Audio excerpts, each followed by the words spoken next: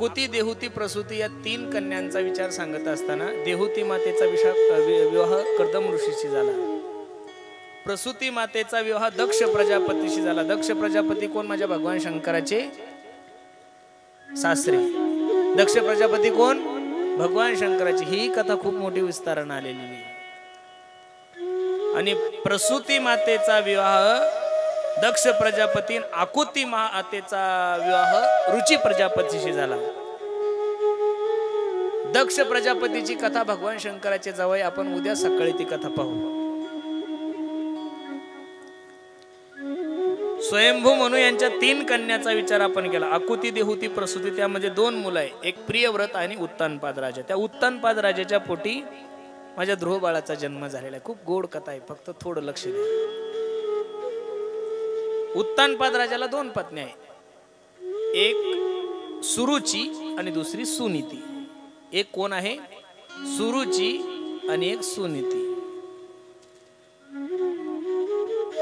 सुरुची ही नावाची जी पत्नी ती आवडती आहे, सुनीती ही आहे ना आवडती. आणि या सुनीती मातेच्या पोटी ज्यांचा जन्म झाला ते माझे ध्रुव बाळ आहे. 5 वर्षाचं लेकरू आपल्या बापाच्या मांडीवर बसण्यासाठी निघालंय. आणि बापाच्या मांडीवर बसणार सुरुची मातेनं हात धरला आणि ओढला. ए ध्रुवा, तुला जर तुझ्या बापाच्या मांडीवर बसायचं असेल तर जंगलात जा, देवाचं चिंतन कर. देवाची प्राप्ती झाल्यानंतर देवांना सांग की मला सुरुची मातेच्या पोटी जन्माला घाल. 5 वर्षाचं लेकरू रडायला लागलं. ध्रुवाळ रडत रडत आपल्या आईकडे गेली. आई, ए आई, सांग ना बाळा, मी काय पाप केलंय की मला माझ्या बापाच्या मांडीवर बसायला भेटत नाहीये. आपल्यासारखी जर एखादी असती तर ती म्हणली असती, का ए तुझाच नवरा आहे का? माझा नाही. काना मागून आली तिकड झाली. मी अगोदरची पत्नी आहे. पण सुनीती माता ही ज्ञानी होती. 5 वर्षाच्या चिमुकल्या लेकराला सांगितलं, बाळा काय त्या नाशिवंत मांडीवर जाऊन बसतोस रे, अशा मांडीवर जाऊन बस की तिथून तुला कोणी उठवणार नाही. जगातल्या प्रत्येक लेकराला जर सुनीती सारखी माता जर भेटली ना महाराज, तर जीवनामध्ये पोरांचं वाटोळ व्हायचं काही कारणच नाहीये. मी दररोज कीर्तनाच्या माध्यमातून सांगतो, मुलगा कसा घडवायचा, मुलाला संस्कार कसे द्यायचे हे बापाच्या हातात नाहीये. मानवी जीवनातले पहिले जर सद्गुरु गुरु कोण असेल तर आपली आई आहे. मुलगा दारू पितो हे बापाच्या अगोदर आईला माहित असतं, कारण की संध्याकाळी 12 वाजता पोरगं दारू पिऊन ज्यावेळेस घरी येतं त्यावेळेस दार उघडायला बाप नाही जात, आई जाते. पण लेकरू एकूण तर एक असतं. आईला वाटतं जर आपण बापाला सांगावं तर बाप मारेल, काही पूर्व कमी जास्त करेल. म्हणून सर्वांती पोरांसाठी पैसे कमवण्यापेक्षा, पोरांसाठी धुरे कोरण्यापेक्षा, पोरांसाठी जमिनी घेऊन ठेवण्यापेक्षा पोरांसाठी संस्कार कमवा. तर 100% 40% म्हातारे पोरायच्या दुःखानं दुःखी आहे. की ज्यांच्यासाठी आम्ही धुरे कोरले, ज्यांच्यासाठी आम्ही चारा चोरलाय, ज्यांच्यासाठी आम्ही एवढं सगळं काही केलं, आणि हे पोर शेवटी आम्हाला भाकरी सुद्धा घालत नाही. बाप चकावर सही करत नाही म्हणून हजारो बापाला पोरांनी मारलेले असे नावासहित नाव सांगू शकतो मी तुम्हाला. बापांना सुद्धा माझी विनंती, तुम्ही जर हुशार असाल तर मरेपर्यंत पोराच्या नावावर 7-12 नका करू. हुशार बापाने मरेपर्यंत बँक अकाउंट पोराला सांगायचं नाही, नाही ते अंगठा कापून नेतील झोपेत तुमचा. काय कापून नेतील? अंगठा कापून नेतील.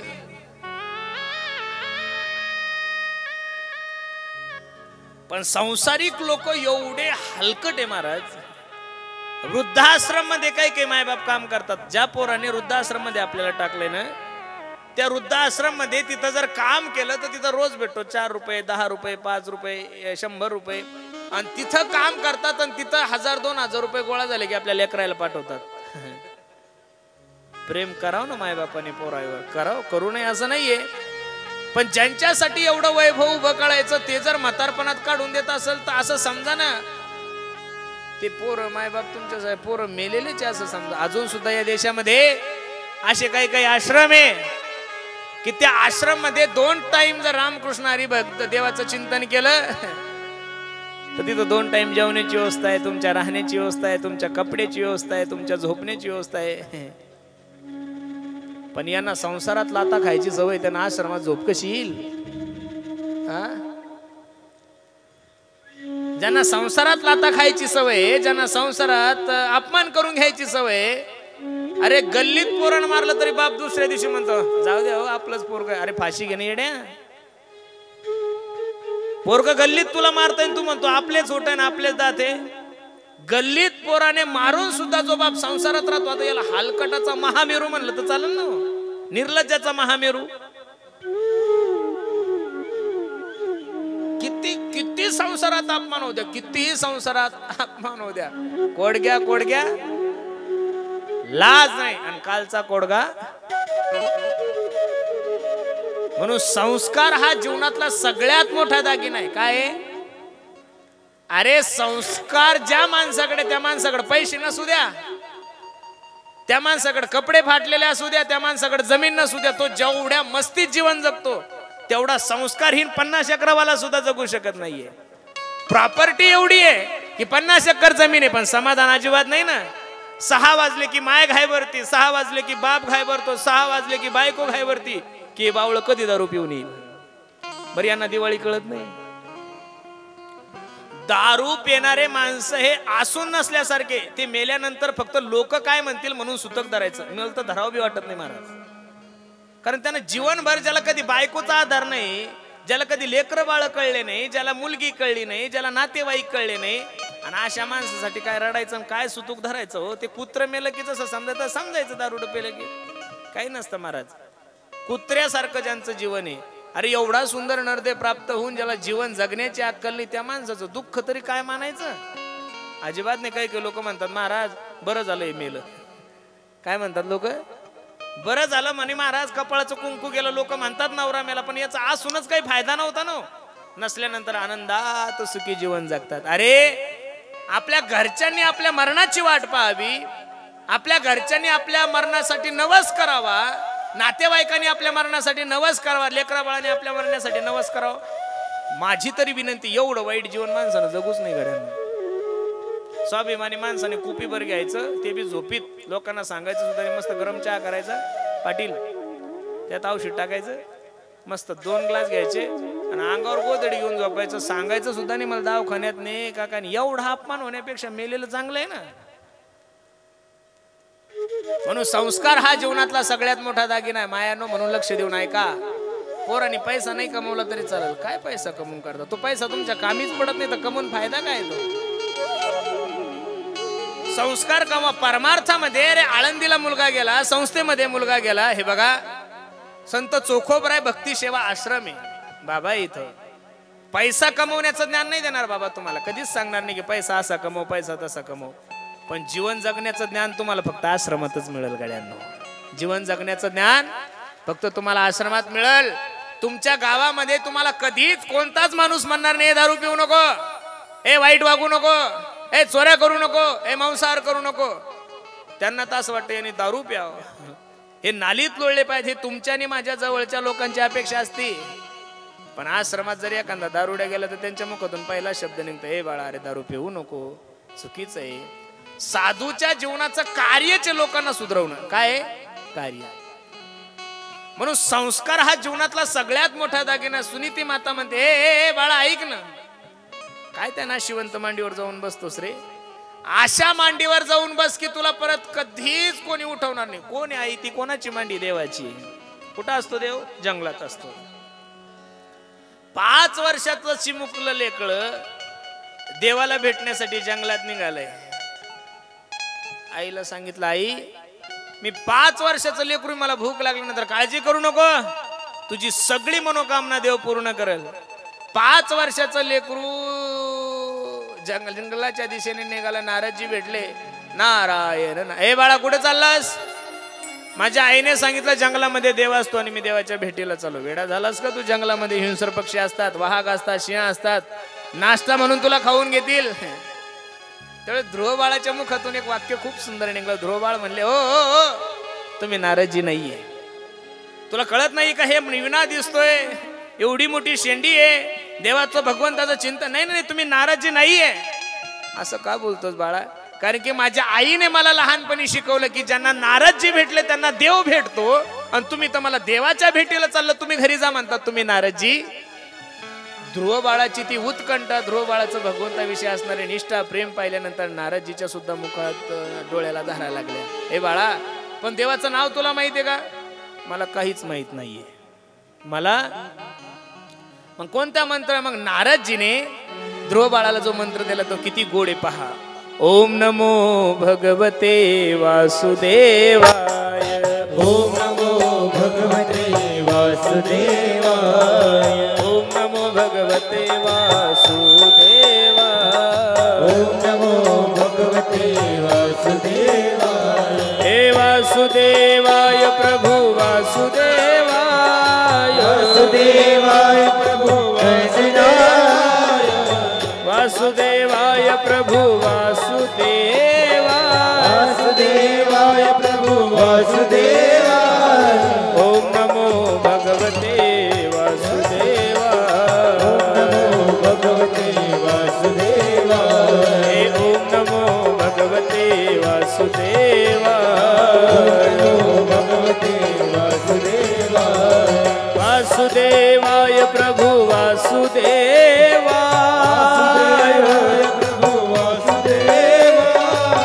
वासुदेवाय प्रभु वासुदेवाय. प्रभु वासुदेवाय. हे ओम नमो भगवते वासुदेवाय. ओम नमो भगवते वासुदेवाय.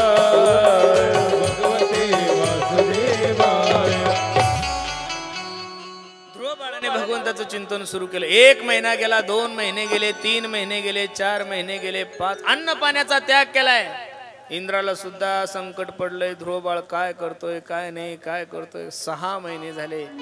जगाच्या मालकाला सुद्धा दया आली आणि जगाचा मालक भगवंताने ध्रुव बाळाच्या समोर काय झाले? प्रगट झाले. काय झाले? प्रगट झाले. आणि प्रगट झाल्यानंतर आपला शंख भगवंताने ध्रुव बाळाच्या गालाला लावला आणि ध्रुव बाळाने भगवंताची स्तुती सुरू केली. मूकं करोति वाचालं पंगुं लंघयते गिरिं यत्कृपातमहं वंदे परमानंद माधवं. भागवतामध्ये एवढा गोड श्लोक आहे पहा ना. योऽन्त प्रविश मम वाचमिमां प्रसूत संजीवयत्य किल शक्तिधरस्वदाम्नाम् अन्यावचहस्तचरण श्रवणत्वकादिं प्राणा नमो भगवते पुरुषाय तुभ्यं. ध्रुव बाळाजी भगवंताकडे पाहत होते आणि भगवंत ध्रुव बाळाकडे पाहत होते. तुम्ही माझ्याकडे पहा. ध्रुव बाळ भगवंताकडे पाहत होते आणि भगवंत ध्रुव बाळाकडे पाहत होते. ध्रुव बाळ भगवंताकडे पाहायला लागले. भगवंत ध्रुव बाळाकडे पाहून हसायला लागले आणि भगवंत हसले. भगवंत हसले त्याच्यामुळे ध्रुव बाळ सुद्धा हसले. ध्रुव बाळ हसल्यामुळे देवता हसले. देवता हसल्यामुळे शुकाचार्य हसले. शुकाचार्य हसल्यामुळे राजा परीक्षिती हसला. आणि राजा परीक्षिती हसल्यामुळं सर्व समाज हसला. देव ध्रुव बाळाला म्हणतात, ध्रुवा अर्धा तास झालाय मी तुझ्या समोर उभा आहे, काहीतरी बोललं पाहिजेत का नाही? देवा मला काय कळतं रे, तुझी कृपा झाल्यानंतर सर्व. मूकं करोति वाचालं पंगुं लंघयते गिरिं यत्कृपातमहं वंदे परमानंद माधवं.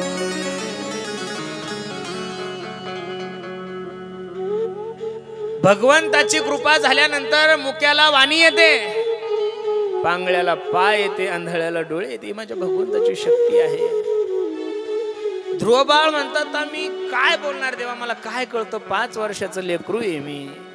आणि देव का हसले? देव विचार करतात, अशी जर परिस्थिती आमच्या समोर असती तर आम्ही मागण्याची लिस्टच तयार केली असती.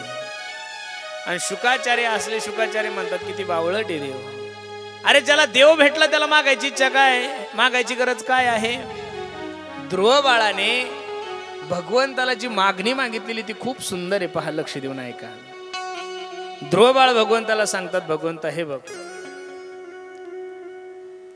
मला काहीच नको, तुझं दर्शन झालं ना देवा मी समाधानी. पण भगवंत विचार करतात, मी जर ध्रुव बाळाला काही दिलं नाही तर लोक म्हणतील जाऊ द्या, ध्रुव बाळा लहान होता त्याला मागण्याची अक्कल नव्हती. पण देव तर जाणकार होता ना, देवाला कळायला पाहिजे होतं. आढळ पद देऊन टाकलं ध्रुवाला. काय दिलंय?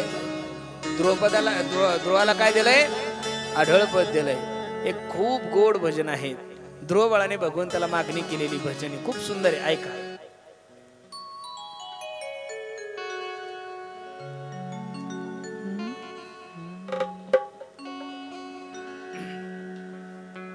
हम तो जपू सदा तेरा नाम, दयालु दया करो, दयालु दया करो. मैं तो जपू सदा तेरा नाम, दयालु दया करो, दयालु दया करो. हे दयालु दया करो, दयालु दया करो, दयालु दया करो, दयालु दया करो, दयालु दया करो, दयालु दया करो, दयालु दया करो, दयालु दया करो. मैं तो जपू सदा तेरा नाम, दयालु दया करो, दयालु दया करो. मैं तो जपू सदा तेरा नाम, दयालु दया करो, दयालु दया करो. भजन कीर्तन गाऊं मैं तेरा, भजन कीर्तन गाऊं मैं तेरा, भजन कीर्तन गाऊं मैं तेरा, भजन कीर्तन गाऊं मैं तेरा. उठ नाम धाऊं मैं तेरा, नाम गाऊं मैं तेरा, उठ नाम धाऊं मैं तेरा, नाम गाऊं मैं तेरा. कृष्ण कृष्ण श्री राम. हरि बोल. दया करो, दयालु दया करो. मैं जपू सदा तेरा नाम, दयालु दया करो, दयालु दया करो.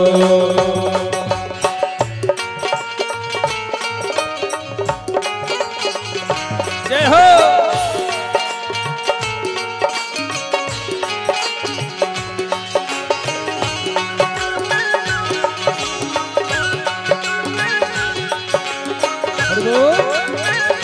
जय हो.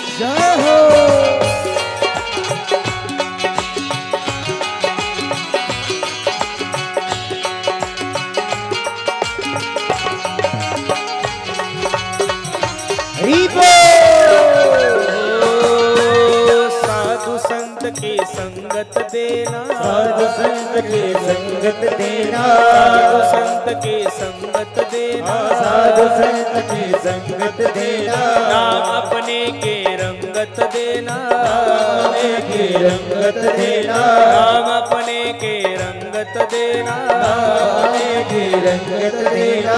दास बना लो घनश्याम, दयालु दया करो, दयालु दया करो. मैं तो जपू सदा तेरा नाम, दयालु दया करो, दयालु दया करो, दयालु दया करो. ध्रुव बाळाने भगवंताला सांगितलं, संत की संगत देना, नाम अपने के रंगत देना, अरे दास बना लो घनश्याम, दयालु दया करो. भजन कीर्तन गाऊं मैं तेरा, नित उठ नाम ध्याऊं मैं तेरा, कृष्ण कृष्ण श्री राम, दयालु दया करो. मेरे मन की ज्योत जगा दो, मुझको अपना रूप दिखा दो, पहुंचा दो निज धाम। दयालु दया करो, दयालु दया करो। ध्रुव बाळाच्या जीवनामध्ये भगवंताची कृपा झाली। लक्ष देऊन ऐका, 5 वर्षाच्या ध्रुव बाळाच्या जीवनामध्ये जर भगवंताची कृपा होऊ शकते तर तुमच्या आणि माझ्या जीवनामध्ये सुद्धा होईल, पण ती तयारी तुम्ही ठेवा। आपल्या अंतकरणामध्ये असं कधी आलंच नाही की देवाची कृपा माझ्यावर व्हावी। 5 वर्षाच्या ध्रुवाला सुनीती मातेने सांगितलं, ध्रुवा की अशा पदावर जाऊन बैस की तिथून तुला कोणी उठवणार नाहीये।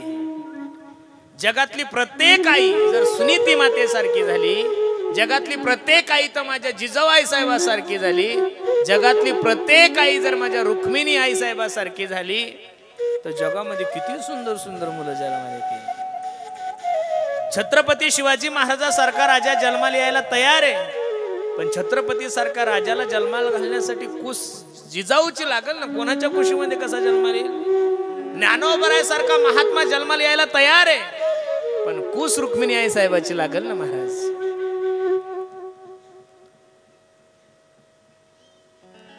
म्हणून या कथेतलं सर्वात मोठं सार हे आहे की प्रत्येक आईने आपल्या मुलाला योग्य संस्कार दिले पाहिजे। अरे मुस्लिम समाजाची जर माय माऊली गावाला चालली तर ती लेकराला सांगते, बाळा दिवसातून 5 वेळेस नमाज पढायचं। काय पढायचं? नमाज पढायचं। एखादं पोरग जर चुकून पाटणकर बाबाकडे यायला लागलं, इकडं आश्रमावर यायला लागलं, त्याचे मायबाप म्हणतो आमचं पोरग महाराज होतं का? मग का तमासगीर झालं पाहिजे का येड्या? हो म्हणजे लोकांची धारणाच काय? लोकांना महाराज लोकांचे पैसे आवडतात। लक्ष देऊन आहे का बरं, लोकांची धारणा किती बावळट आहे। लोकांना महाराज लोकांच्या गाड्या आवडतात, पैसा आवडतो, पण पोरग महाराज झालेलं नाही आवडत। पोरग ब्रह्मचारी नाही पाहिजेत, पोरग संन्यासी नाही पाहिजेत, पोरग साधू नाही पाहिजेत, पोरग फक्त पुरुषोत्तम महाराज सारखं पाहिजे। दुखत काय म्हणजे पैशावाला पाहिजेत, टाळकरी नको, शेंडी नको, चाटी नको, असं नसतं होतो। पैसा जेवढा महाराजाचा आवडतो त्याच्यापेक्षा साधू आवडलं पाहिजे। लोकांची धारणा चुकीची पहा।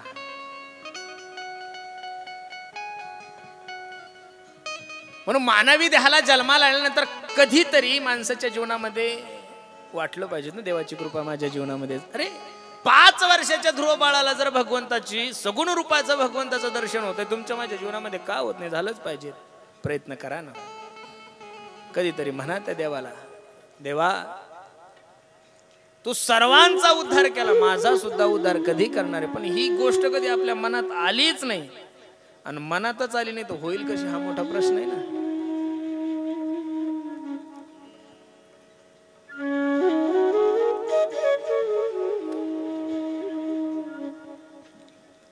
शुकाचार्य भगवान राजा परीक्षितीला सांगतात, राजा ध्रुव बाळाला भगवंताने आढळ पद दिलेलं आहे। काय दिलेलं आहे? आढळ पद दिलंय। ध्रुव बाळाच्या वंशामध्ये ध्रुवाचे पुत्र उत्कल झाले। आता ज्या ध्रुवाला आढळ पद भेटलं, ध्रुव ज्या वेळेस उत्तानपाद राजाच्या नगरीमध्ये आले तर पहिला सत्कार कोणी केला होता माहितीये का? ज्या सुरुची मातेनं सांगितलं होतं, तुला जर तुझ्या वडिलाच्या मांडीवर बसायचं असेल तर तू जंगलात जा, देवाचं चिंतन कर आणि देवाला सांग मला सुरुची मातेच्या पोटी जन्माला घाल। त्या सुरुची मातेनं पहिलं ध्रुव बाळाचं काय केलंय? पूजन केलंय। त्या दिवशी तुम्हाला बोलून गेलो, जा पर कृपा रघुराम की, देव सखा जरी जग अवघे। देवाची आवड तेव्हा, समाजाची आवडते कधीच होऊ शकत नाही। अरे समाजाचा आवडता देव नाहीये, समाजाचे आवडते संत नाहीये, समाजाचे आवडते क्रांतिकारी नाहीये, समाजाचे आवडते देशभक्त नाहीये, तर तुम्ही समाजाचे आवडते कसे होणार आहे? अरे 100% 20% लोक जर देवालाच मानायला तयार नाही तर आपण काय अपेक्षा करायची लोकांनी आपल्याला मानावं? म्हणून आवडतं माणसानं देवाचं झालं पाहिजे। कोणाचं नाही देवाचं आवडतं व्हायचं तर साधूचं आवडतं व्हा। महाराज सांगतात ना, लाडकी लेक मी संताची, मजवर कृपा बहुतांची। एक तर देवाचं लाडकं झालं पाहिजे, एक नाही तर साधूचं लाडकं झालं पाहिजे. साधूचं लाडकं झालं तरी तुमच्या जीवनाचा उद्धार एक, आणि देवाचं लाडकं झाल्यानंतर तर तुमच्या जीवनाला मोक्ष प्राप्त होणार म्हणजे होणारच. म्हणून सर्वांना माझी विनंती गड्यांनो, सुनीती मातेने जे आपल्या मुलाला संस्कार दिले ते संस्कार जर प्रत्येक आईने आपल्या मुलाला दिले तर निश्चित त्या मुलाचा जन्म सार्थक झाल्याशिवाय राहणार. मी मगाशी तुम्हाला सांगितलं, आपल्या जीवनातले पहिले गुरु जर कोण असेल तर आपली आई आहे. म्हणून मातृदेव म्हणलेलं आहे. पहिलं देवता कोण आहे? पितृदेव भव, आचार्य देव भव, अतिथी देव नंतर येते. पहिलं कोण आहे? मातृदेव भव. म्हणून प्रत्येक आईला माझी विनंती आहे, म्हातारपणी रडण्यापेक्षा तरुणपणात पोरांना संस्कार द्या. आणि नाही जर संस्कार दिले तर मग म्हातारपणी ठरलेले, तूने नाही पाणी पाजिले,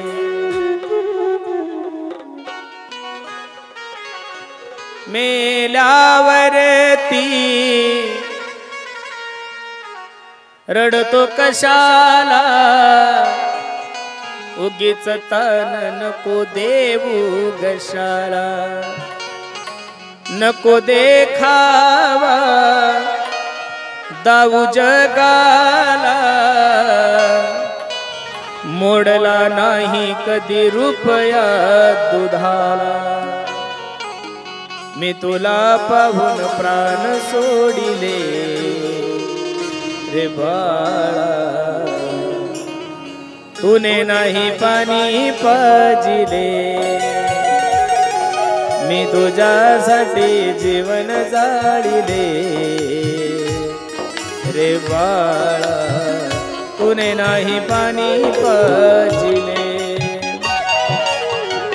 माझ्या कुशीतला असुनी तू प्राळ, माझ्या जीवाचा बनला तू काळ, तुझे जीवन भर पुरविले लाळ, राहुनी अर्ध पोटी सांज सकाळ, मी तुला पाहून डोळे लाविले रे बाळा, तूने नाही पाणी पाजिले,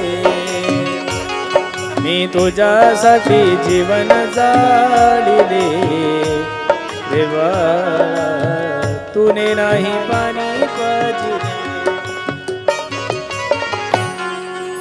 ही परिस्थिती तुमच्या जीवनामध्ये येऊ नये असं जर प्रत्येक मायमावल्यांना वाटत असेल तर पोरांसाठी संस्कार कमवा. तुम्हाला गंज वाटतं तुमचं पोरगं गाणारं निघावं, रात्रीच्या गायकांचं गायन ऐकलं, रात्रीच्या त्या एवढूशा लेकराचा पखवाज ऐकल्यानंतर इथं बसणाऱ्या बऱ्याचशा मायाला असं वाटत असेल, बाई माझंही पोरगं गाणारं निघावं. पण तुमचं नशीब खराब असतं, ते पिणारं निघतं. आणि ते जर गाणारं निघावं असं वाटत असेल तर त्याला आळंदीला पाठवा, त्याला संस्थेमध्ये पाठवा. हे बघा, वारकरी संप्रदाय तुम्हाला पैसे कमवण्याचं ज्ञान नाही देऊ शकत, पण जीवन जगण्याचं ज्ञान या विश्वाच्या पाठीवर जर कोणता संप्रदाय देऊ शकतो तो फक्त आणि फक्त माझा वारकरी संप्रदाय देऊ शकतो.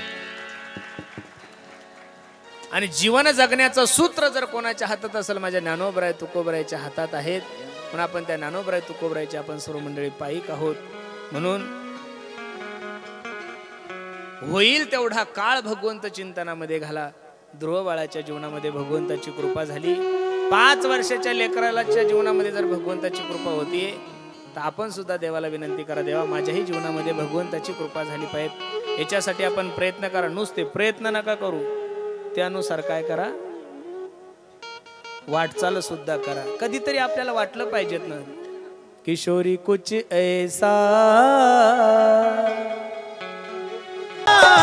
इंतजाम हो जाए, किशोरी कुछ ऐसा इंतजाम हो जाए, इंतजाम हो जाए, किशोरी कुछ ऐसा इंतजाम हो जाए,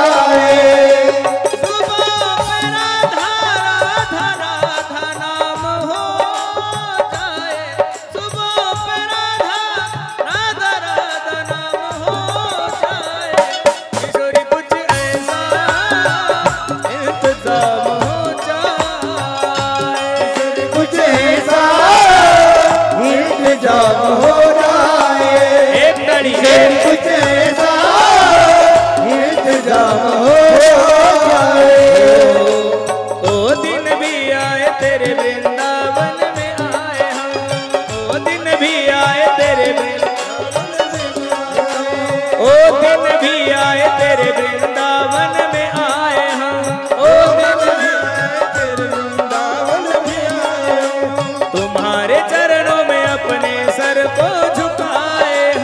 तुम्हारे चरणों में अपने सर को झुकाए हम, तुम्हारे चरणों में अपने सर को झुकाए हम। तुम्हारे चरणों में हमारे सर को झुकाए हम।